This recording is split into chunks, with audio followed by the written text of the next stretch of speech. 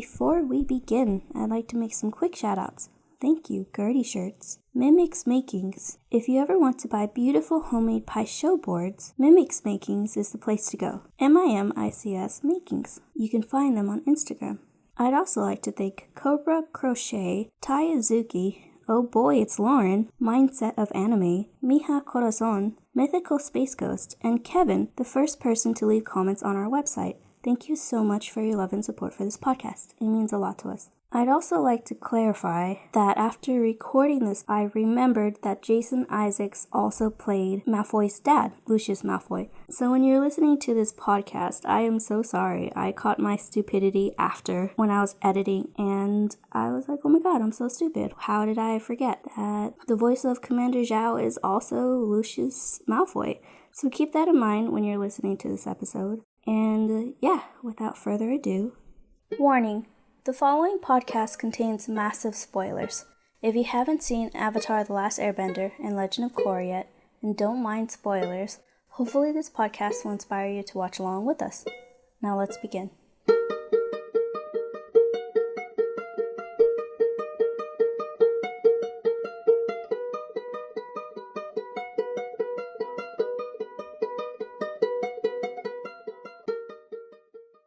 Hello, welcome to Beyond Bending, a show about a bunch of millennials analyzing an animated kids show, Avatar, The Last Airbender.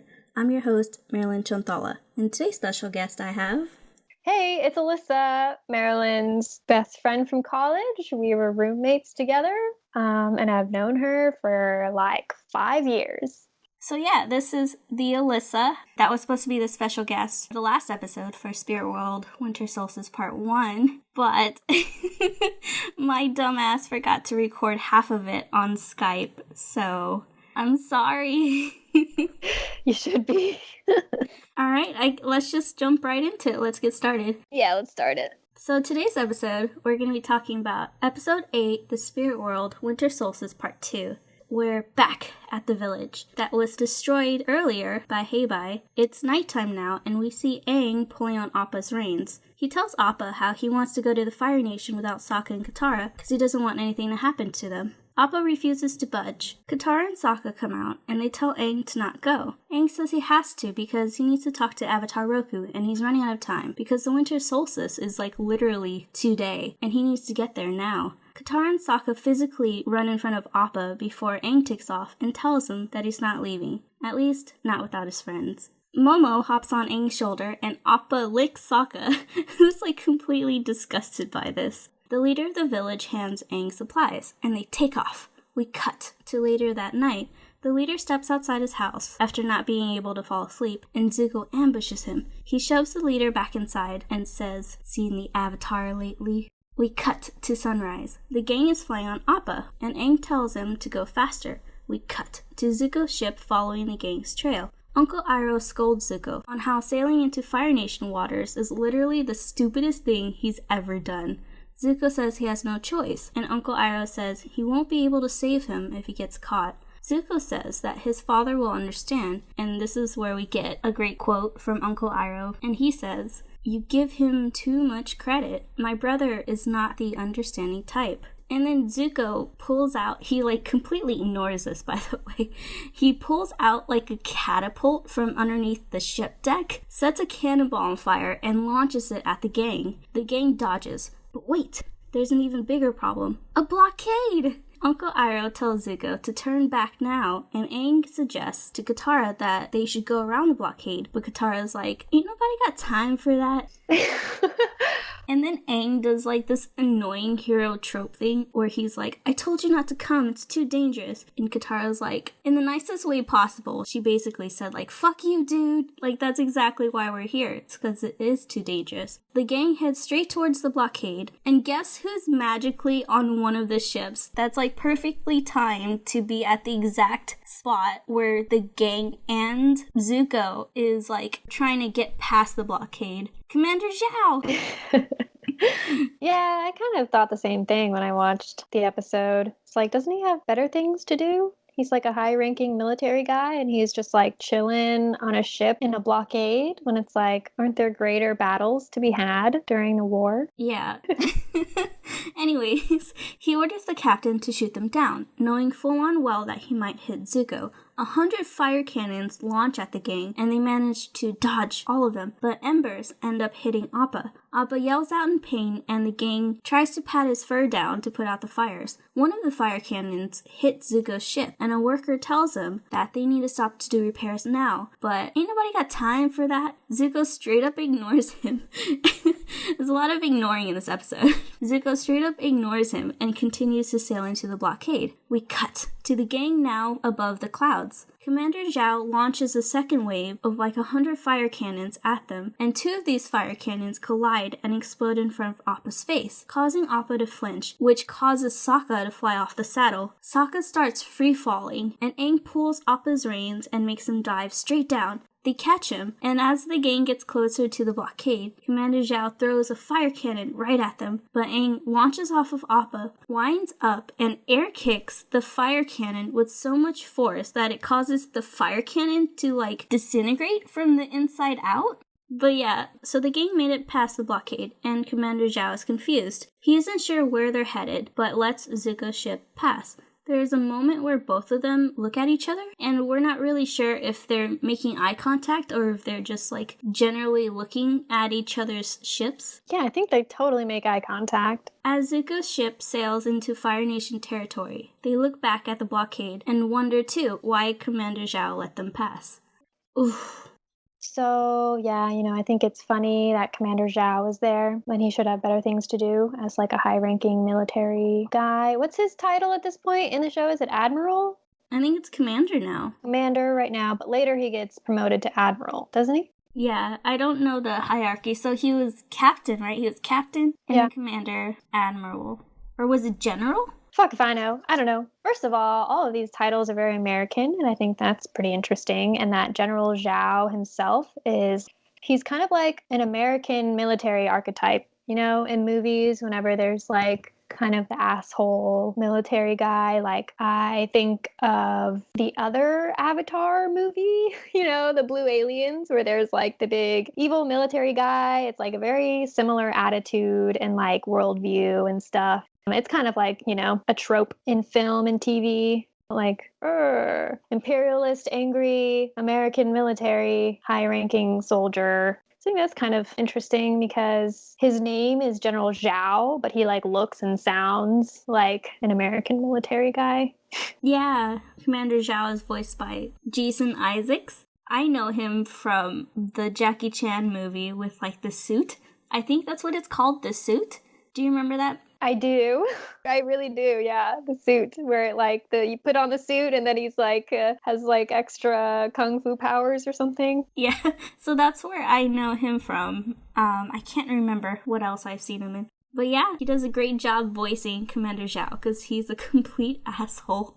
Like, in episode 3, Mark brought up a good point where he says Commander Zhao is the first villain we meet. Because Zuko isn't really the villain, he's an anti-hero that we find out later. And when we meet Commander Zhao in that whole episode in the Southern Air Temple and with the Agni Kai, like, there's nothing redeemable about him. Like, he's a hypocrite and a coward and doesn't mind killing a 16-year-old. I don't know if I would call Zuko an anti-hero. I think that for most of the show, he's a bad guy. He is definitely opposite and against everything our hero Aang works for and stands for. Zuko is flawed and has like inner turmoil, and he has a story and like a background as to why he is the way he is. That doesn't necessarily mean the way he is good or hero in any way, even an anti-hero, I think. And he doesn't even make the switch till like the middle of the 3rd season. So I think that like, yeah, he changes sides towards the end. That doesn't mean he's an anti-hero. I think he just actually makes a change. But I freaking love Zuko. And I think that like you learn his story and like why he is the way he is, and it makes him understandable and like humanizing, even though he like does bad things.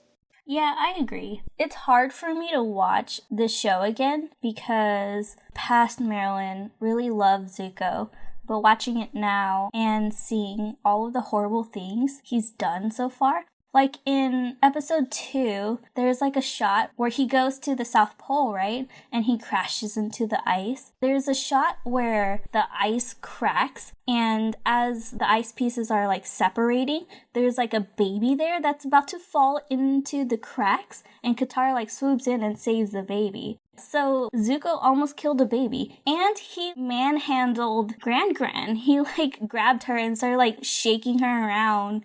Ugh, it's just so bad. And then you see in this episode, he's like a straight up thug. Like, he goes into that village and harasses and interrogates the handsome Squidward looking leader dude in that village. Yeah, he's definitely conflicted, but he's definitely a bad guy. And I feel like they needed, if it was just Zuko, I think the show would be missing that kind of like pure enemy, adversary. So they had to have someone like General Zhao. And then once he gets defeated at the end of the first season, they replaced him immediately with Azula, because there has to be, I feel like this show and film in general, Zuko is almost too likable and too conflicted to be sole adversary. So they had to have someone who was just sociopathic, where you can really, really root for the protagonist, the good guy. Yeah, for sure. And then Uncle Iroh balances Zuko out too. In like every way. I freaking love them together. If I had to choose my favorite character, it would be them two together. And then I mentioned this before, how Uncle Iroh is like the catalyst for the audience, to where he's eye-rolling for us. He's like, Zuko, this is literally the stupidest thing you've ever done. Why are you sailing back into Fire Nation waters? And then Zuko just doesn't care. And then the part where Uncle Iroh is like, my brother is not who you think he is. Zuko has this like angel filter over his father. Even though he is a victim of domestic abuse, his dad gave him that scar. Like, he burned him and he banished him. Like, there's no... it's just hard to watch Zuko have this... Is it even love at this point? He's just so consumed by wanting to please his father that he doesn't even see the monster. Or does he even know that his father is the monster everyone views him as?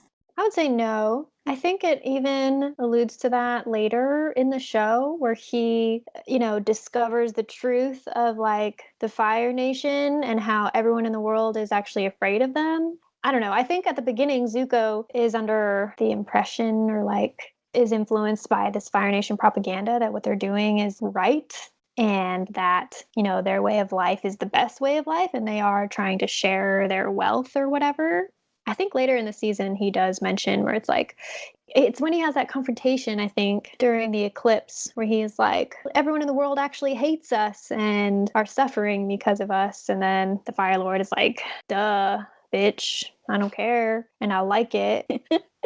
Zuko definitely deifies his father, which is like godly, flawless, and untouchable. I mean, royalty, there's always some like sense of godliness when it comes to like a ruler, even though the show really doesn't touch on like God or anything like that.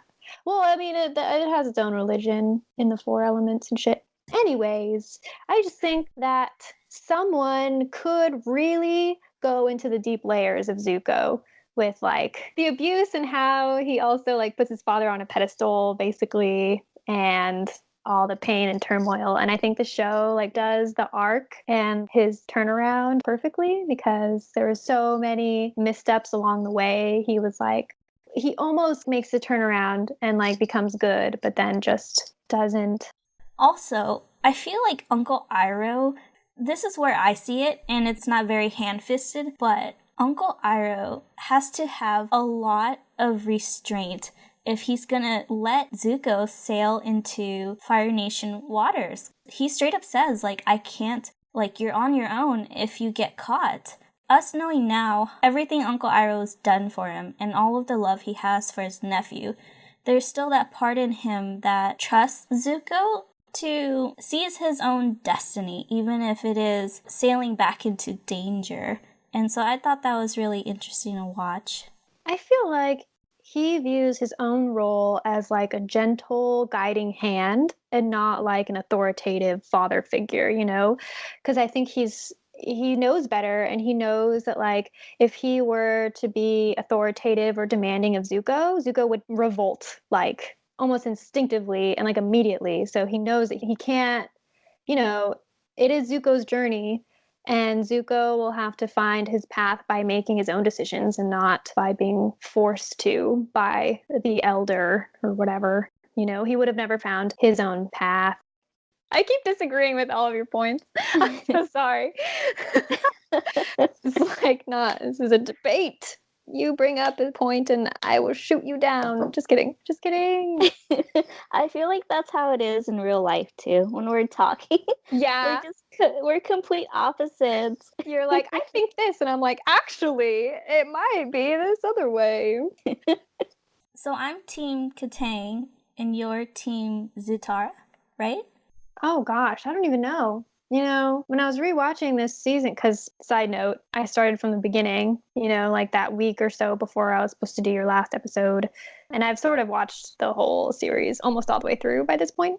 And I have to say, this shit didn't even really cross my mind. This wasn't really this whole like sexual tension that Katara has sexual tension with everybody. Oh my gosh, she has sexual tension with the dude from the Earth Kingdom in the first season. She has sexual tension with Jet. She has sexual tension with Aang throughout. And then she has sexual tension with someone else, possibly. And then at the very end, Zuko? I don't know. I don't necessarily see Katara and Zuko as a thing. Weren't you the one that told me that you think Zuko's voice is like so sexy? Oh, fuck yeah. Have you heard it? And he's just so, oof. Everything about Zuko is so sexy. And like his pain and his turmoil and his voice, and those points where he's like so like his voice is almost cracking and he's like out of breath. He's so exhausted from his emotional turmoil. Oh my god, I love it. I don't know what I was thinking, like past Marilyn was thinking when I did want Zuko and Katara to hook up, but now looking back, I'm like, no, Zuko is literally trying to kill her at every turn. Yeah. And like hella uses her to get to Aang. I think Zuko has more chemistry with Aang at that point, because he's always just like hunting him down. If you want to look at those homoerotic undertones. Oh my god, plot twist. Yeah, isn't that interesting how there's that difference watching as a kid versus watching as an adult? I feel like things I take so much more seriously and to heart because, you fucking understand better what pain and death really means when you're an adult versus when you're a kid. Crazy. Yeah. Once we get to the Jet episode, I'm going to talk more about relationships, but we've also, we've had a bunch of bad relationships, so we know what to look out for and what to avoid. But yeah, that's digressing. Oh my god, can we talk about that blockade? Yeah. That looks like it goes on for hundreds of miles, and the blockade is going in both directions. It's a double line of ships going in both directions. I've heard in real life that there's the Russian blockade, and sorry to bring modern day politics into this, but that was a fucking violation of international law. I don't know. I know blockades are a real thing, but I don't know if that's how they really are. It seems kind of almost impossible. Yeah, there's no way it's possible to have that many ships, right? Even in this world. I mean, unless the only reason I can think of is that the Fire Nation does take resources from all of the villages that they've conquered. So maybe they have exploited that and built that many ships that they can fucking just use and abuse. Do those ships on those blockades even get any action? I feel like they don't. I feel like that's a waste of resources for the Fire Nation to have that many ships on that blockade. Yeah, well, maybe to clarify, I don't think that blockade is in the middle of the ocean. I don't know, I took a class on coastal ecology and we talked a little bit about international law, and it's you can only kind of own the waters 200 miles out. So I don't know, I kind of imagine that this blockade is only 100 miles, 200 miles off the coast. It's not like this blockade is running the entire length of the ocean or something, right? I was confused too, so I had to look at like an Avatar map because there's like some fan maps out there.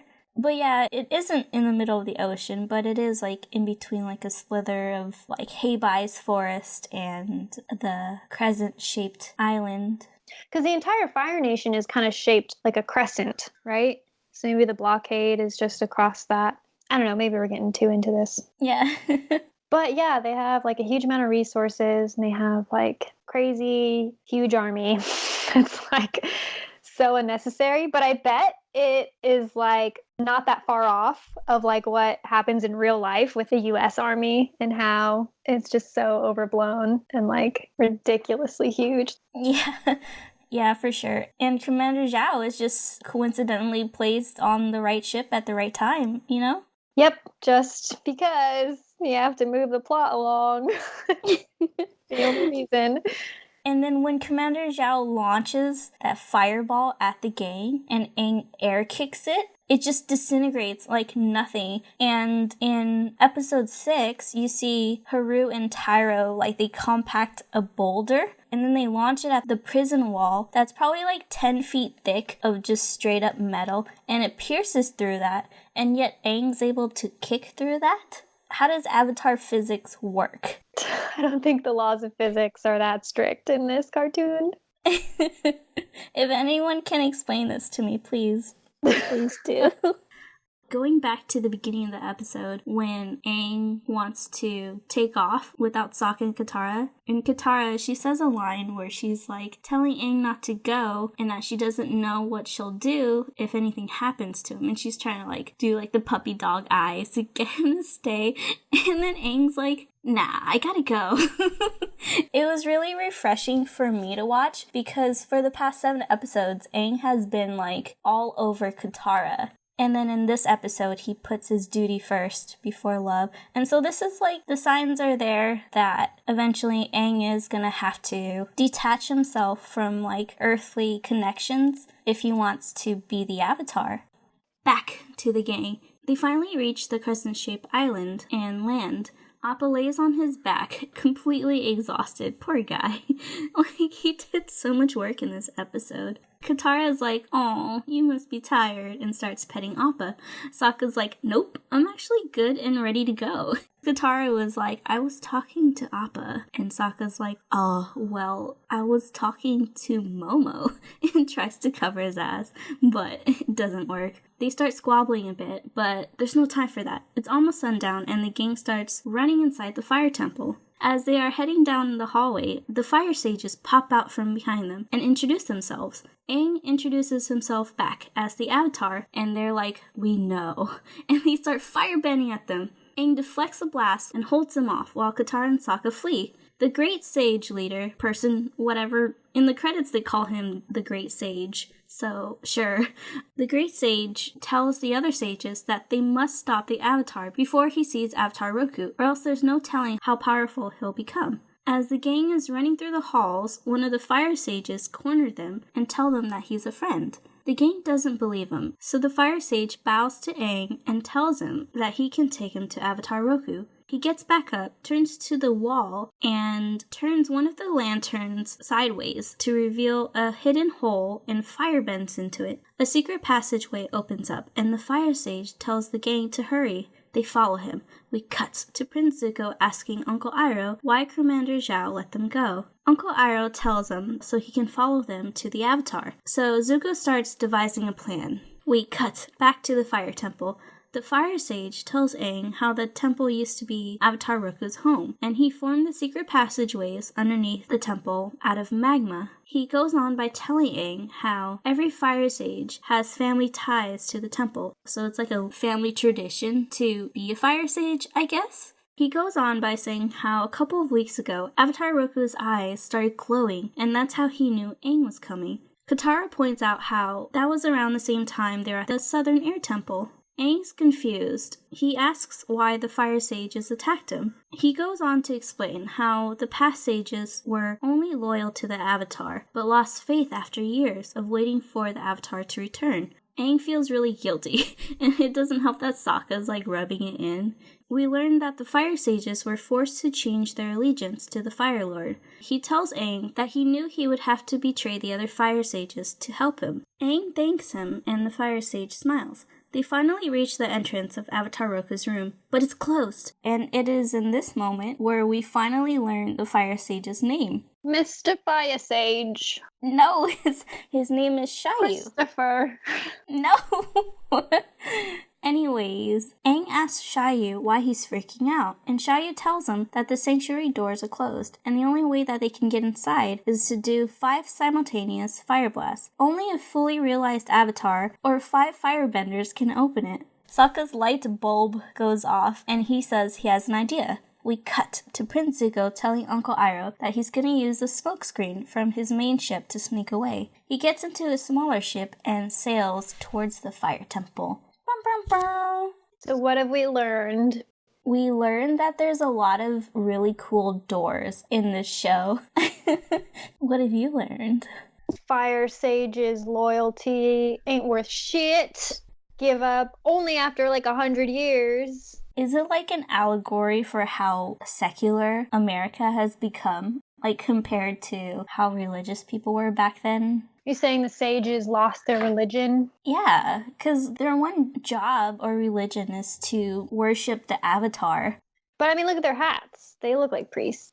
A lot can happen in 100 years, you know, if they waited and waited and like the Avatar was supposed to be reincarnated and then it obviously never was.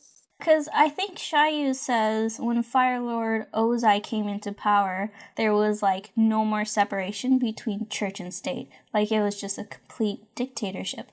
Which makes me think, so Fire Lord Sozin and his son after that, like they were okay with the Fire Sages still being loyal? And it wasn't really a complete turn until Fire Lord Ozai came into power? Like...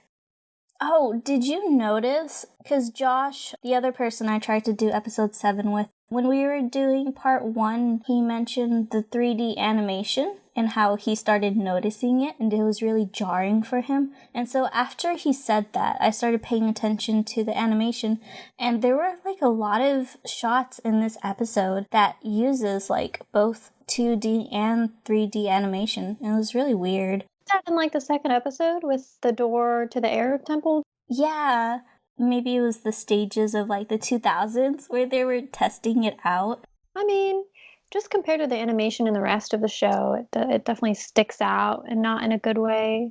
Yeah, doesn't really look like it belongs. Like, I feel like they could have done that animation to match the rest of the 2D animation, you know? It didn't seem very necessary to like make those doors look really 3D and weird. Yeah.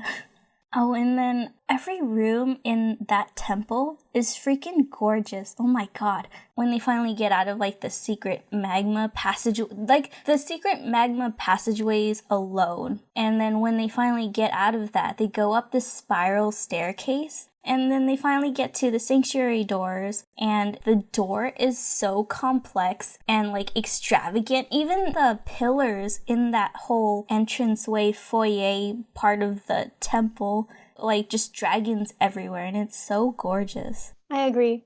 I think everything about the animation in this show is like very visually appealing. Architecture in every nation is very distinct.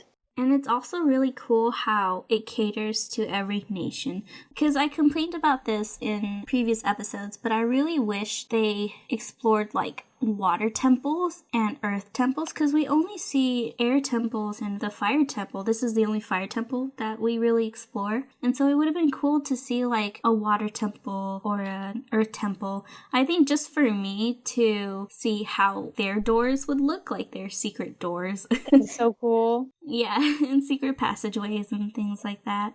And then I also love the leader of the sages, the great sage, and how he delivers his lines. He's like so extra and like mustache twirling, very evil minion kind of tone. There's like a lot of great lines from him later that I'll probably like try to say in his voice. So back to the fire temple. Sokka has a plan to use homemade bombs for what he calls fake firebending. He places lamp oil inside animal casing, ties it up, and places a bomb in each of the openings on the door. Shayu lights him up, and the bombs go off. As the smoke clears, we see that the doors are still sealed shut. Aang starts blasting the door with his airbending abilities in a fit of rage, and Katara stops him. Sokka's confused. The blasts look as powerful as any firebending he's ever seen. And this is when Katara's light bulb goes off too, and says that Sokka's brilliant. Now everyone's really confused. She tells him that Sokka's plan didn't work, but it looks like it did. We cut moments later to Shayu alerting the other fire sages that the Avatar is inside the sanctuary. The great sage sees a shadow underneath the doors, and he starts freaking out.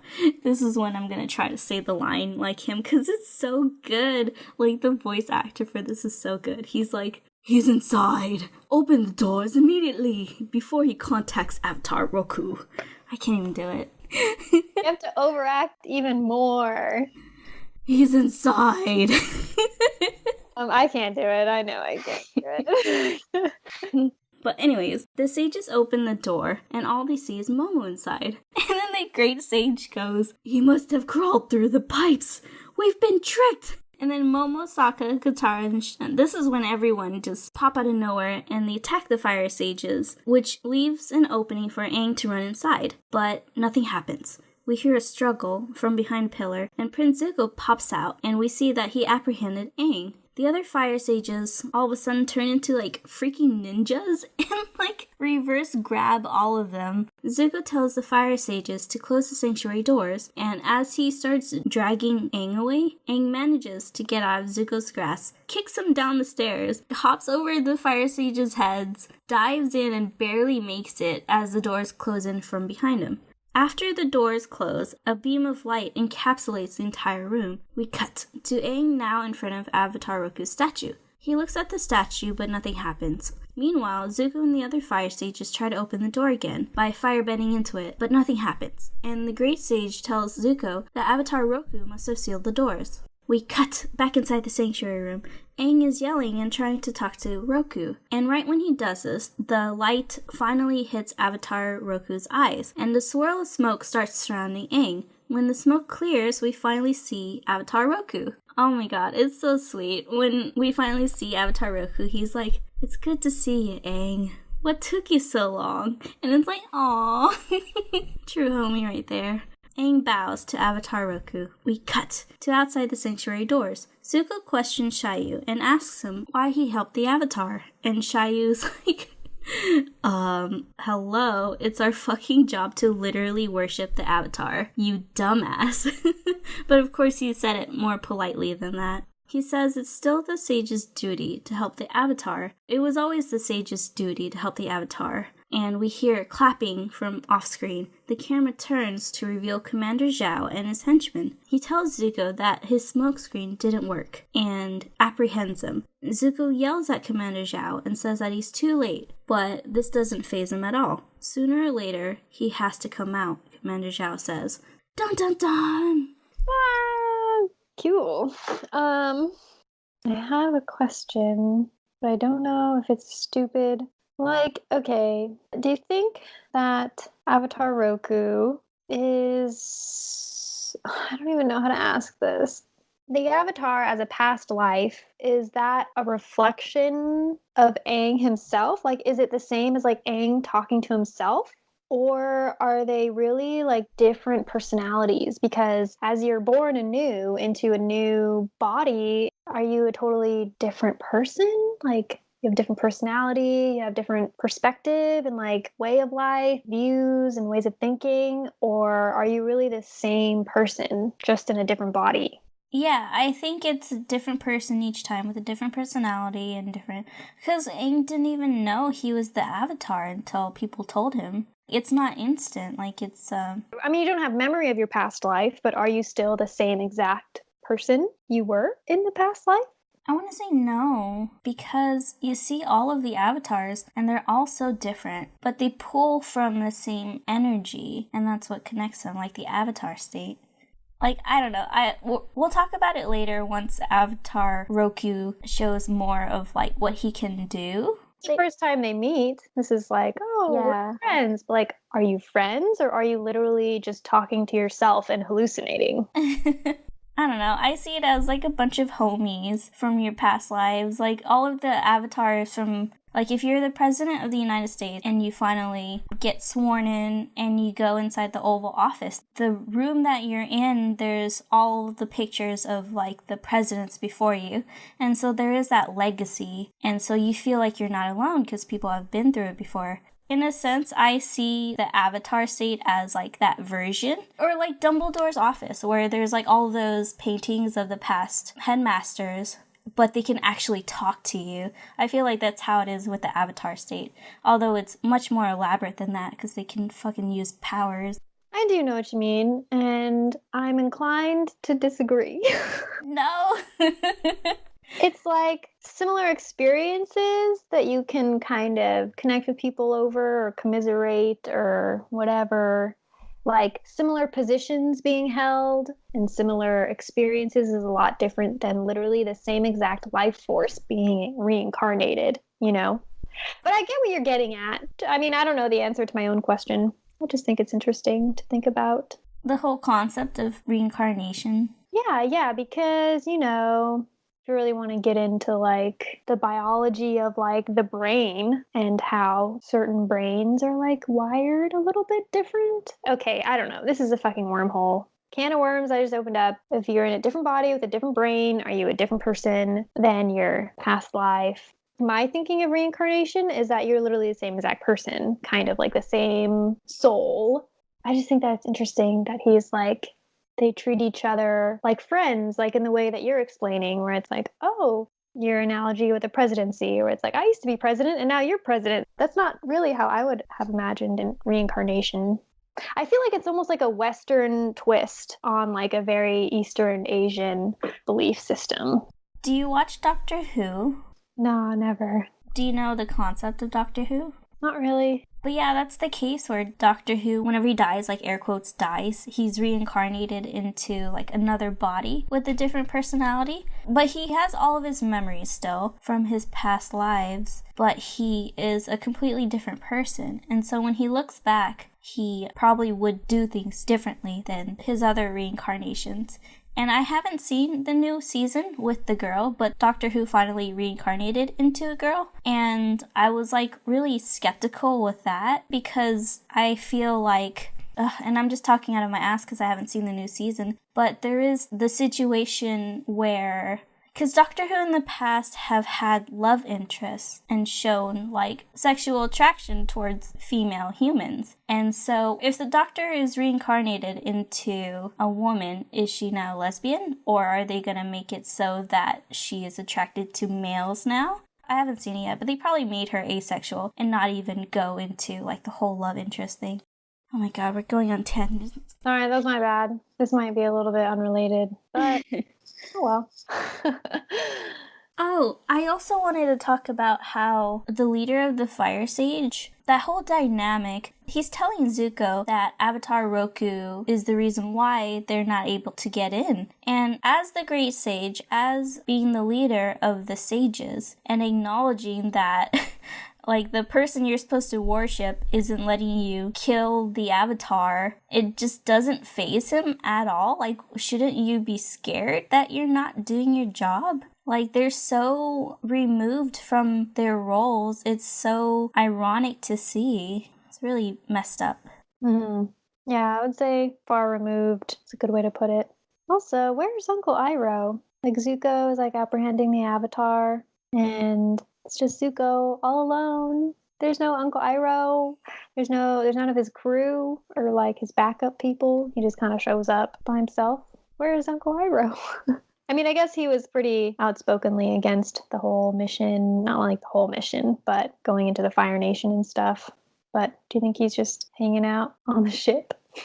Yeah, I could just imagine him still sailing away. Just like, he's not following me anymore. What should I do? But yeah, when the Great Sage is delivering his lines and he's like, he must have crawled through the pipes. We've been tricked. And the way he says it reminds me of like General Akbar from Star Wars. Have you seen that meme? You mean the part in the movie where he's like, it's a trap? Yeah, he's like, it's a trap. You see it coming, but when it happens, it's just so cheesy and so good. I fucking love it. This whole episode, I had like the biggest smirk on my face. I feel like the whole show so far has been building up to this episode. And then we see later, once Avatar Roku starts talking about the comet, like things finally get pieced together. Totally. I said it a lot about the previous episode, you know, the lost footage of the last episode, but I'll say it again for this episode where it like lays down the groundwork for the rest of the series and you really start to learn kind of the structure of the whole show, where it's like you have a deadline. Here we go. It's December, 21st, the winter solstice, and you have until the end of summer. And that's it. It's 6 months, give or take. And then this whole thing's gotta be donezo.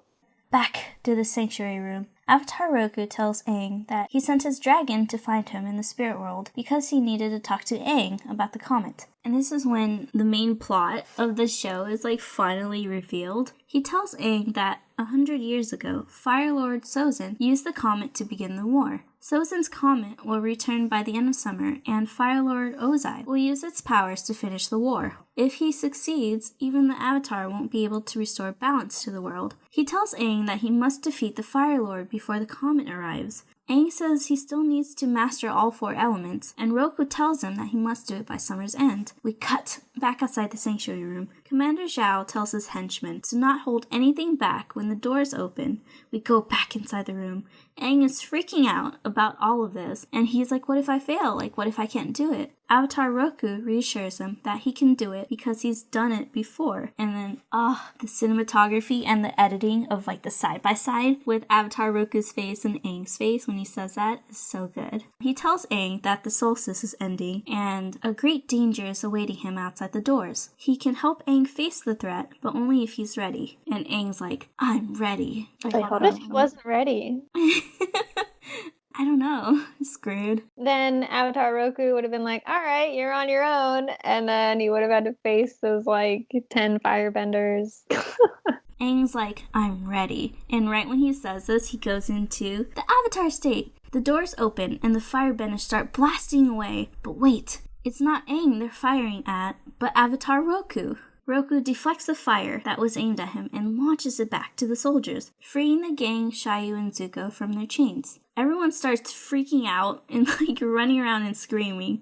Xiaoyu tells Katara and Sokka that they have to leave now because Roku's like tearing the whole place down with lava bending. We get a shot of the light finally leaving Avatar Roku's statue, and Aang transforms back into his body. Katara and Sokka catch him before he collapses on the floor, and Aang asks where Xiaoyu is, but they don't know. The temple starts collapsing, and just when it seems like all hope is lost, Appa appears. The gang slides down the rooftop onto Appa's saddle, and they take off and look back one last time as the fire temple melts into the volcano.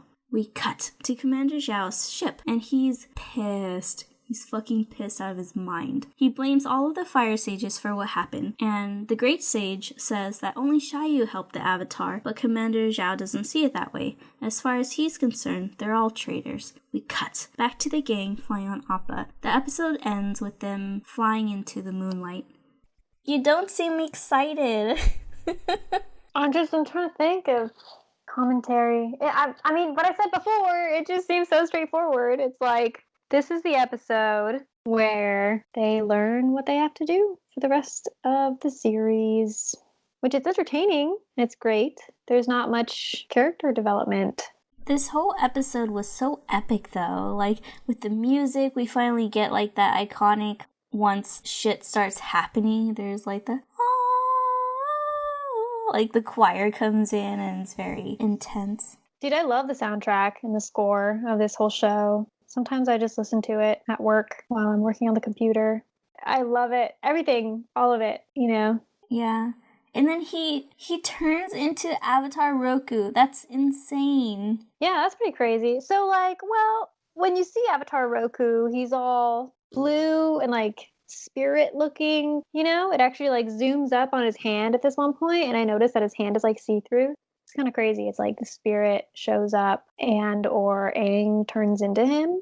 Yeah, and how does that work? Like, it only happens during the winter solstice? Because in the episode before that, Aang couldn't airbend in the spirit world. Oh, that's a good point. I don't know. Maybe it has to do with the winter solstice and how, like, the connection to the spirit world is, like, never stronger than it is on, like, the winter solstice. And I also think it's because they were at the right place at the right time. Like Avatar Roku's statue, the whole temple is under his name. Yeah, it's like mega spiritual. And I think it was just kind of like an enhanced Avatar state. And I love the part where Avatar Roku looks at the fire sages that betrayed him and they were just shitting their pants. It was great. Yep. We should play a drinking game whenever Sokka says, "We got your back." Oh, yeah, he does say that a lot. Whenever someone says, "Something's not right." Like, I'm pretty sure Sokka says that in every episode. And then even, I think in this episode, Zuko said that too, where he's like, "Something's not right. What's going on here, Uncle?" Yeah, Zuko probably says honor 50 times an episode. Also, when I rewatched this episode, I was getting really sad because you know that Shiyu gets captured by Commander Zhao. And so when he's telling Aang, like, I knew I had to betray the other fire sages to help you out, the dude probably got executed. And that's so sad. Totally. Dang. I really hope that's not the case. Like, I hope they put him in, like, death row or something for 6 months. And then after Aang saved the world, he was let go. And he's still alive and kicking. But yeah, it's crazy how I just got so attached to Shiyu. And he's only in 1 episode. Yeah, you really like that guy. Yeah, I do. Because I finally know his name. Yeah. It's like in the last episode, you kind of just see the visual of like the comet. And then in this episode, you kind of hear the explanation behind the comet. The comet itself is kind of like a sign of war and death. It's what started the war and just like created this like massive imbalance. And this whole nature and culture is in peril because of this 100-year war and like imperialism and all this stuff. And then 100 years later, the comet returns. I mean, it's still kind of like the sign of war and death, but in this sense, it's more of like the end of it. I don't know, it's kind of like a full circle. Do you think that like this whole kind of mentioning of like, oh, the balance? I hear Uncle Iroh talk about the balance all the time, the balance of energies and stuff like that. Is that very like Star Wars-esque? Or maybe it's even bigger than Star Wars? I mean, we see later at the end of the season, like yin and yang, or tui and la, the koi fish, and the balance there. Like, you need to have both. I can definitely see the creators being inspired by Star Wars, because I feel like everyone that was born around that time, or like grew up in the 80s, was inspired by Star Wars. Yeah, totally. Because it's all about like restoring balance, and like even in Star Wars, it's like the dark and the light. There needs to be a balance. Both need to exist. One cannot extinguish the other. And I think that in Avatar, the war, the point isn't necessarily to extinguish the Fire Nation, but to restore balance between all the nations and like all the energies. And they probably even need the Fire Nation and firebenders. Yeah, and then you see how, like, if you've watched the whole series, you know that it seems like going back to Avatar Roku, Avatar Kyoshi, they have all had an obstacle in their lifetime where they had to restore balance to the world. With Avatar Roku, that bled into Aang's lifetime, and we see the consequences of that. You see, like, the face stealer for the waterbending avatar and how he didn't do anything, and the ramifications of that you see too.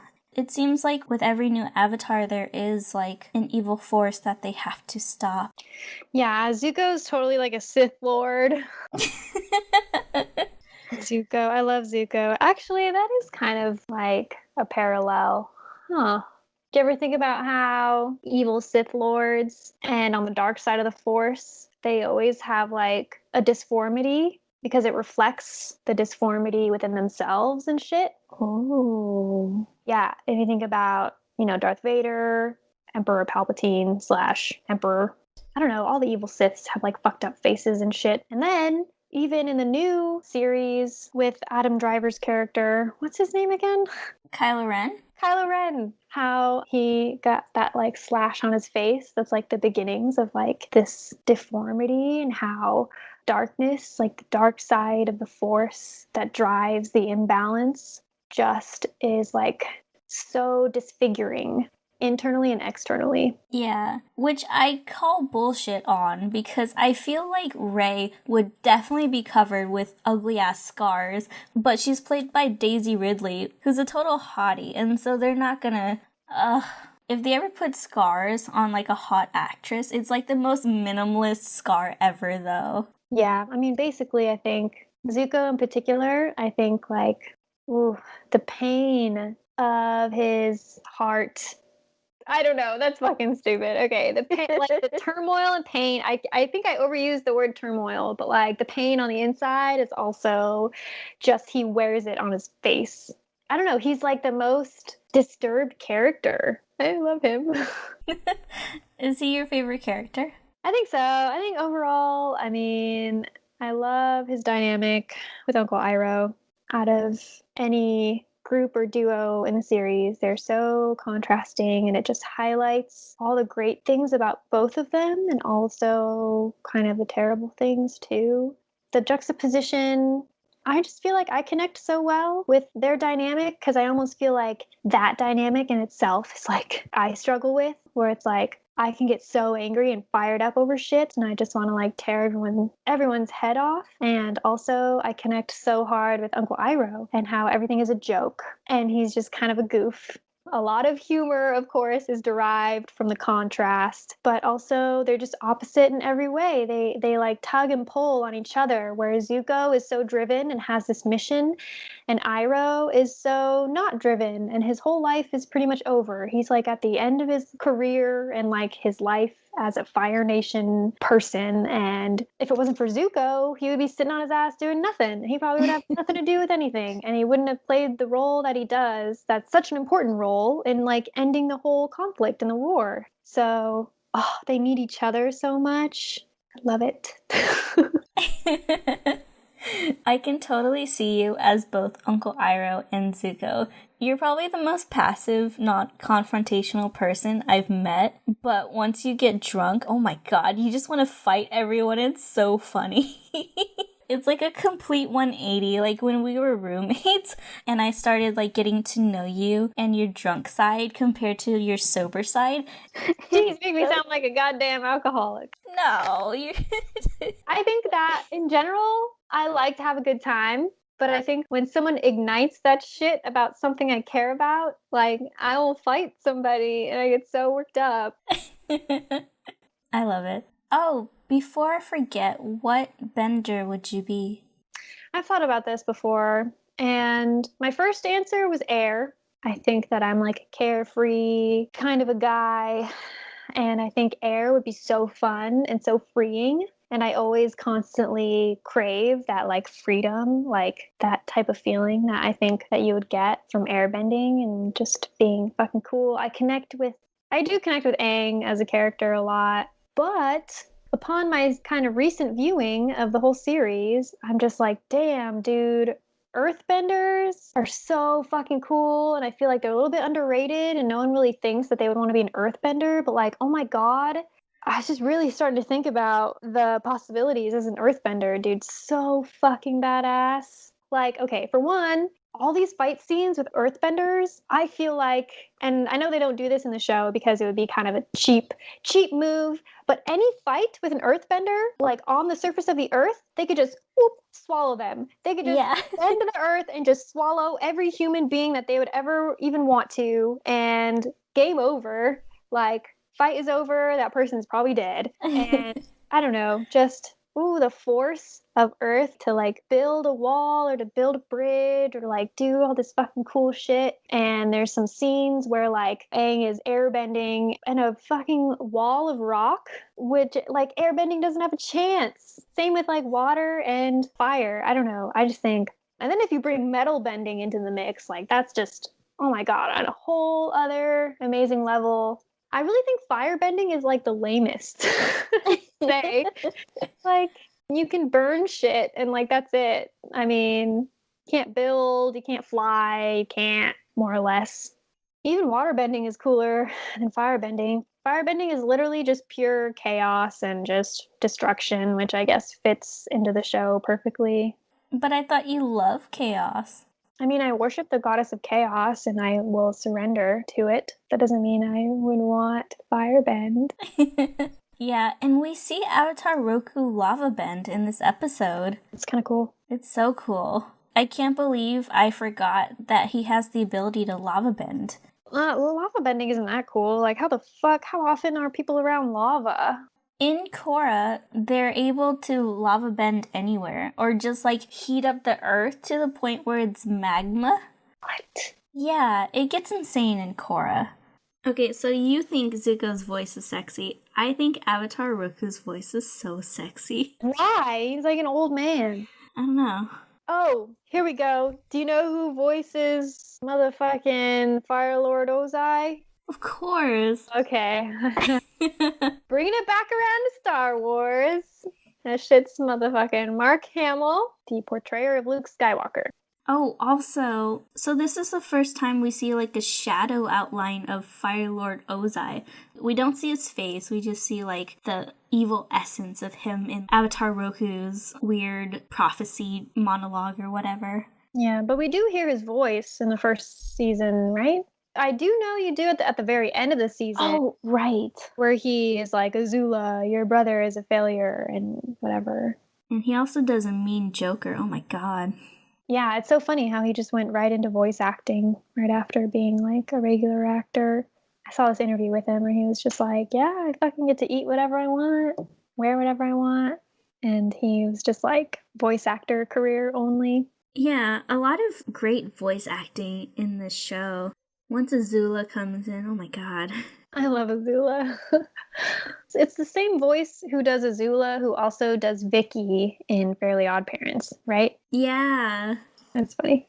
How do you feel about season 1 in general? It's probably my favorite. Really? Mm-hmm. Even without Toph? I do love Toph so much. And I love when she joins the crew.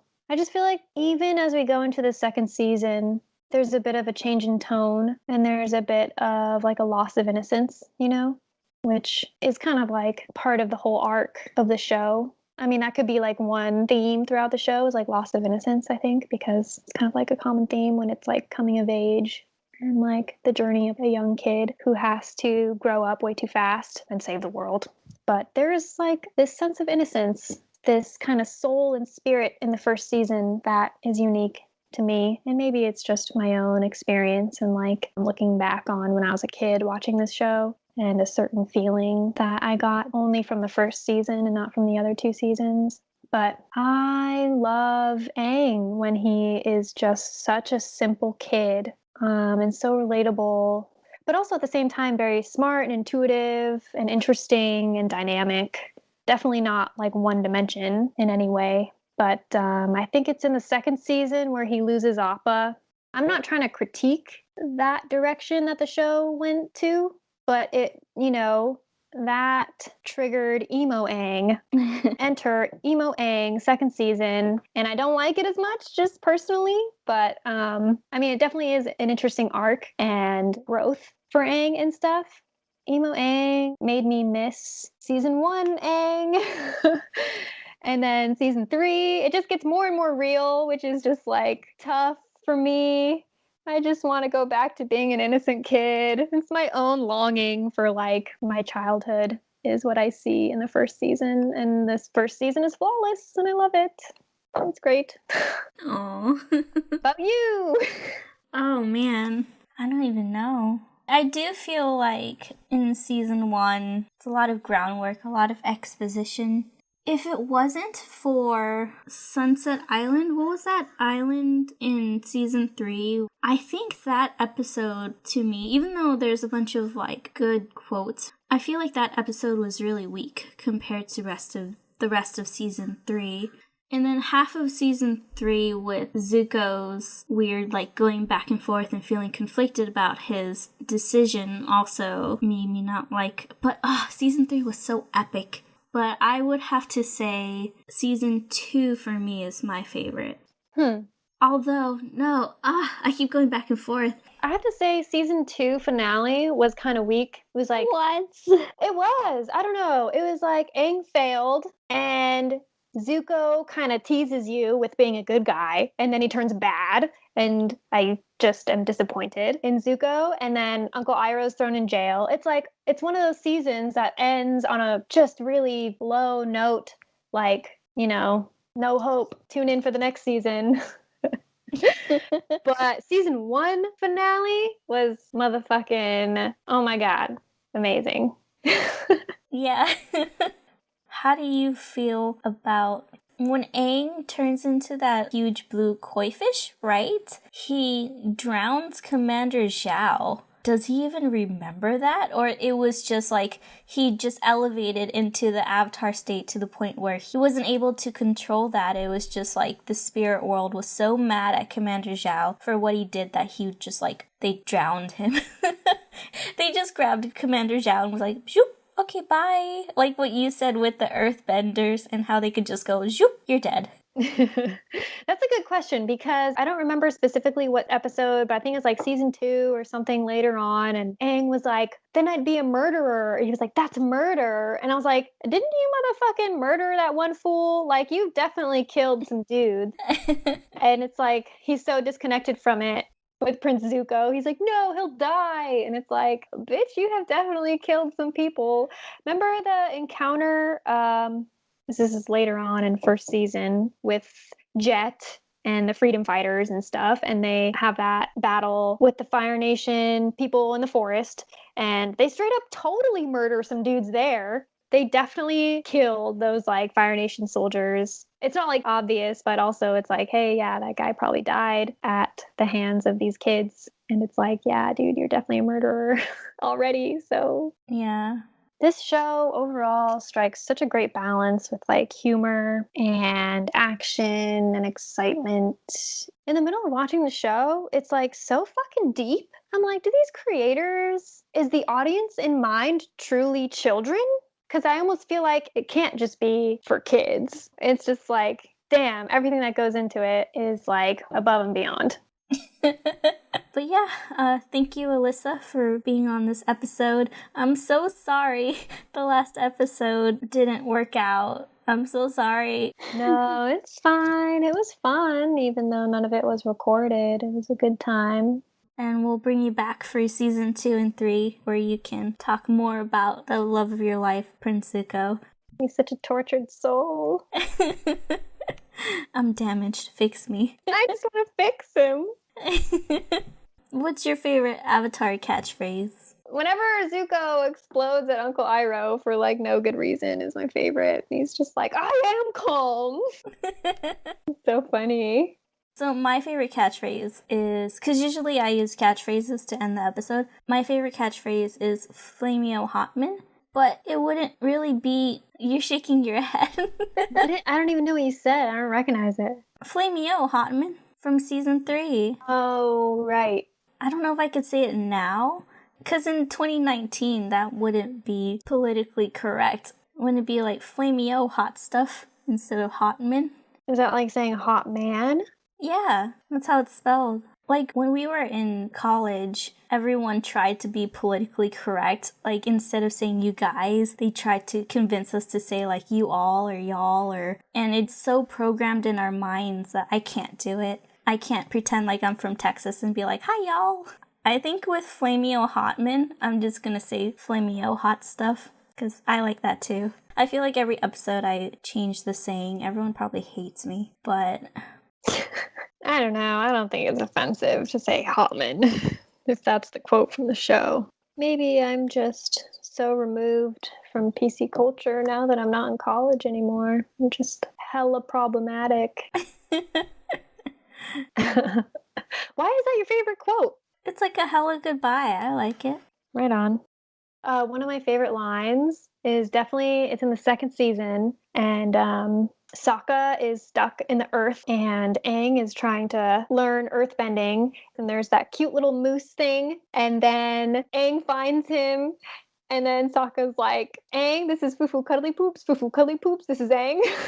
That's my favorite line of all time. Fufu Cuddly Poops. Sokka has some fucking good ass one-liners. Whoever voice acts for him is amazing. He has like a great comedic rhythm. So funny. But yeah, Flameo hot stuff. When you're flying in the sky on a bison way up high, with your friends around you and a little llama too, on a journey across the sea, we'll be soaring peacefully, drinking cactus